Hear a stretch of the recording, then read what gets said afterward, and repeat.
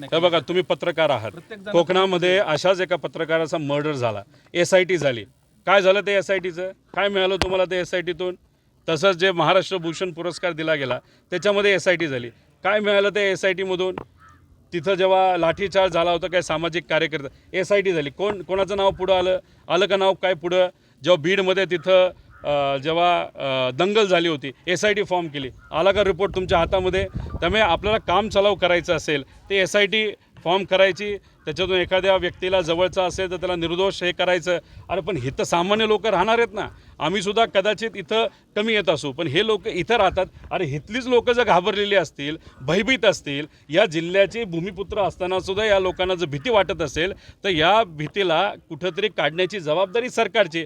आम्ही काय म्हणतो आहे की तिथं देवेंद्र फडणवीस साहेबांनी या जिल्ह्याचं पालकमंत्री पद त्या ठिकाणी घ्यावं आणि स्वतः ते होम मिनिस्टर असल्यामुळे इथं जे सगळे अधिकारी आहेत, काही अधिकारी तर अधिकारी आहेत का नाही का कोणाच्या खिशात हे सुद्धा कळत नाही. एकदम कडक IPS अधिकारी तिथं आणा, तिथं तुम्ही बसवा आणि निलंक म्हणजे ज्यांच्यावर कुठला कलंक नाही असे अधिकारी तुम्ही आणा. मग बघा या जिल्ह्यामध्ये सगळेच नीट सरळ होत आहेत का नाही आपल्याला बघायला मिळेल.